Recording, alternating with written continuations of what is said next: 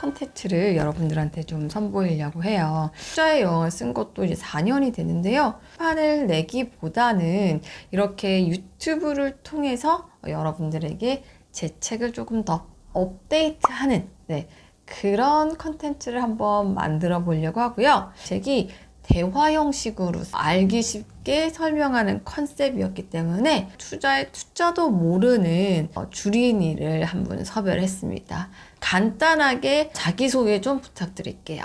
안녕하세요. 저는 얼떨결에 섭외된 주린이라고 합니다.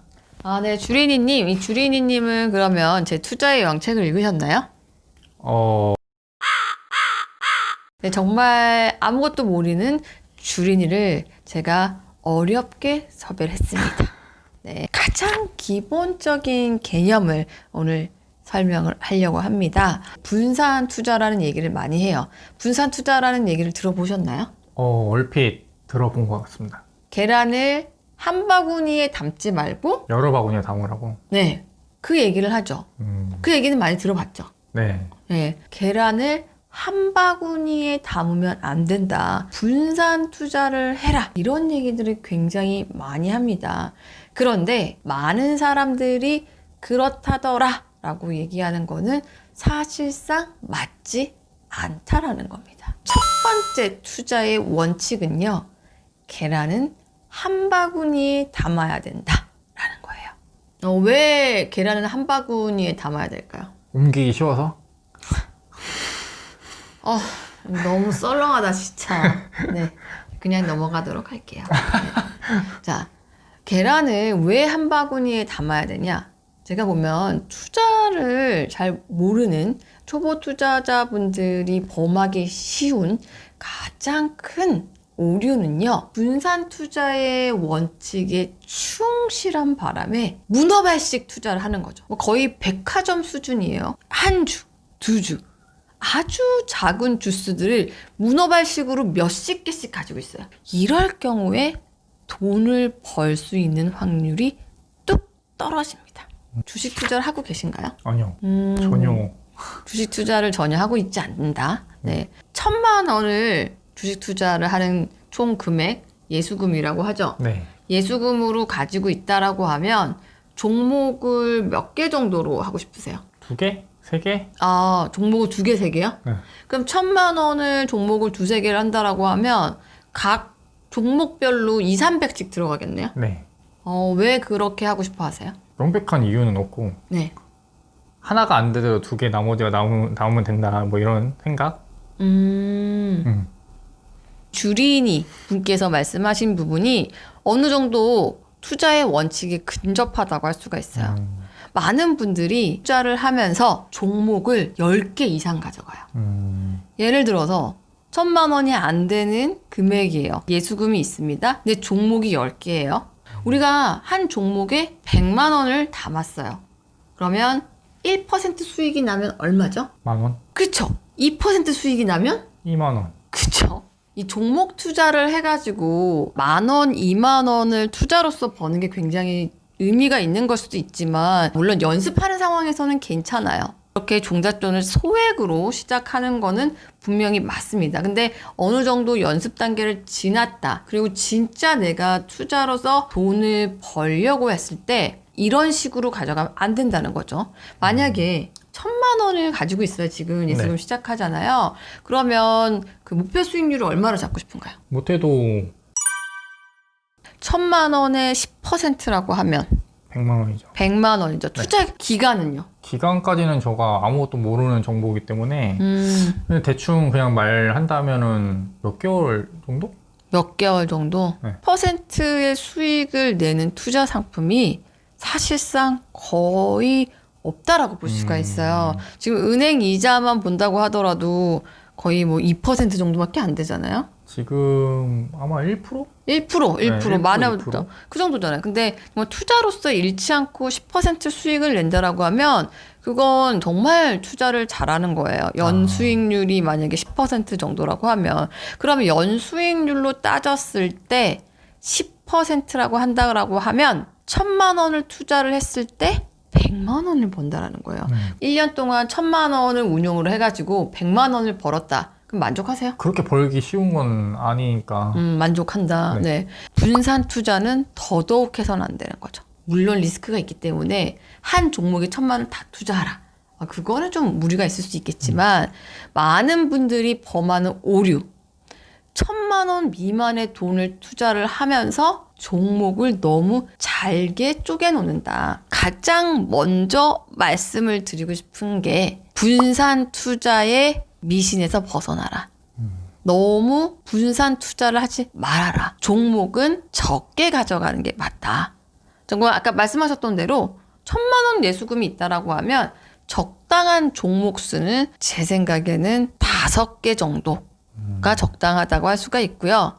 그 이상으로 많이 널브러 놓는다. 전 널브러 돌린다는 표현을 하는데 그렇게 돼버리면은 일단 관리도 힘들고 실질적으로 수익을 내기도 쉽지가 않습니다. 공부를 열심히 한 다음에 정말 오를 것 같은 종목 최대 5개 정도를 골라서 종목 투자를 해야지 뭐 한 10개 이상 그렇게 투자를 하면 내가 원하는 수익률은 낼 수가 없다. 계란은 분산 투자하는 게 아니라 오히려 몰아서 담아야 된다라는 말씀을 첫 번째로 드리고 싶습니다. 펀드로 돈을 벌지 못하는 이유를 말씀을 드리려고 해요. 펀드 투자 한번 해본 적 있으세요? 저는 아무것도 모릅니다. 네. 주변에서 그러면 펀드 투자해서 돈 벌었다는 얘기 들어본 적 있으세요? 그냥 얼핏 그냥 주워 들어본 적은 있는데 네. 뭐 한편으로는 벌었다는 사람도 있고 그래요? 한편으로는 잃었다고 하는 사람들도 있고 뭐 어떤 말이 맞는지는 저는 판단할 능력이 안 되기 때문에 펀드가 뭔지는 아세요? 잘 모릅니다. 그것도. 펀드가 뭔지도 모른다. 네. 그러면 이제 앞으로 뭘 설명해야 될지 굉장히 막막하죠. 정말 돌아가야 될 길이 너무 많아요. 주린이님께 펀드가 뭔지 아주 핵심만 간단히 설명을 하려고 합니다. 국내 주식 중에서 만약에 투자를 한다고 하면은 어떤 종목을 사고 싶어요? SK? SK 왜요? 그냥 유명해서. 삼성전자가 더 유명할 텐데. 그러니까 삼성, SK 뭐 우리나라에서 그래도 브랜드 값은 하니까. 그런 기업들에 투자를 하고 싶다. 그렇죠. 아무래도 중소기업에다가 하는 것보다는 아무것도 모르지만 그래도 들어본 브랜드 파워가 있는 데를 투자하는 게 낫죠. 이런 거를 이제 우리가 묻지마 투자라고 하죠. 공부도 하지 않고 그냥 내가 익숙한 거 투자를 하는 거. 그러니까 이제 주린이 입장에서는 직접 자기가 종목을 선택하면 안 되겠죠. 그래서 주린이는 이런 식으로 투자를 해요. 어디에 투자하고 싶어요? SK요. 내가 많이 들어봤으니까요. 이렇게 투자를 하면 절대 되지 않습니다. 이 기업이 돈을 잘 버는지, 앞으로 성장 가능성이 있는지, 지금 상황이 어떤지 이런 것들을 꼼꼼히 따져봐야 되는데 따져보지 않고 그냥 많이 들어봤으니까 여기는 찍기 수준이에요. 그러니까 이런 사람들을 위해서 이제 펀드라는 상품이 있는 거예요. 이 펀드라는 상품은 이 주린이도 나는 아무것도 모르지만 돈은 벌고 싶단 말이에요. 그렇죠? 그렇죠. 투자를 해서 돈을 벌고 싶어요. 하지만 나는 종목 분석할 줄도 모르고 어떻게 하는지도 모르고 일단 흥미도 없고 관심도 없고 하고 싶지도 않은 거예요. 그러면 가장 좋은 방법, 내가 하기 싫을 때는 어떻게 하면 돼요? 맡기면 되죠. 그렇죠. 맡기면 되죠. 내가 하기 싫으니까 누구한테 맡겨야겠어요? 전문가한테 맡겨야겠죠. 바로 펀드가 이겁니다. 이 펀드라는 건요, 주린인데 돈을 벌고 싶어요. 대신 종목을 골라주는 사람이 바로 펀드 매니저라는 사람인 거죠. 그렇죠. 또 이 전문가라는 사람한테 맡겨서 내 돈을 대신 굴려달라 이렇게 얘기하는 거예요. 어떻게 보면은 어때요? 펀드 상품 해보고 싶어요? 아무것도 모를 적에는 그게 좋지 않을까요? 근데 중요한 거는 이 펀드로 돈을 버는 사람이 거의 없다라는 거예요. 이론적으로 생각을 했을 때 주린이들을 위해서 대신 운영해주는 전문가한테 맡겼는데 왜 돈을 버는 사람이 없을까요? 자기가 지식이 없이 그냥 전문가한테 맡겨놓기만 하고 신경을 전혀 쓰지 못해서? 맞아요. 그럴 수 있어요. 근데 그럼 좋은 펀드라는 뭘까요? 좋은 펀드 매니저를 만나겠죠? 성실하고 예의 바르고 정직하고 자기 일 같이 해주고. 펀드 매니저는 돈만 잘 모으면 됐지 뭐 성실하고 정직하고 인격적인 부분이 뭐가 필요한가요? 양심이라는 게 있잖아요. 양심이요? 펀드를 내가 투자를 했잖아요. 투자를 해놓고 왜 우리가 수익을 못 내냐면 그냥 방치하는 거예요. 우리가 투자를 해놨으면 어떻게 돼요? 신경 써야죠. 관심을 가져야 되잖아요. 근데 관심을 안 가져요. 그러니까 시장 상황이라는 거는 늘 변해요. 이 시장 상황에 맞는 투자가 있는 거거든요. 절대적으로 좋은 펀드와 절대적으로 나쁜 펀드는 없습니다. 지금 시장 상황에서 좋은 펀드가 있는 거고요. 지금 시장 상황에서 나쁜 펀드가 있는 거예요. 그래서 우리가 펀드 투자를 할 때는요. 펀드를 선택하는 것보다 더 중요한 게 있어요. 뭘 해야 될까요? 갈아타야 되는 거죠. 내가 지금 이 시장 상황에서 좋은 펀드를 가지고 있었어요? 시장 상황이 변했어요. 그럼 가만히 있으면 되겠어요? 빨리 판단을 하고 이게 아닌가 봐. 다른 펀드를 또 갈아타야 되는 거죠. 이런 거를 전문 용어로 리밸런싱이라고 합니다. 리밸런싱은 뭐라고요? 갈아타는 거. 맞습니다. 환승입니다. 환승. 네. 펀드도 한 번 내가 투자를 했다고 해서 죽을 때까지 가지고 있는 게 아니에요. 그렇지 않아요? 그렇구나.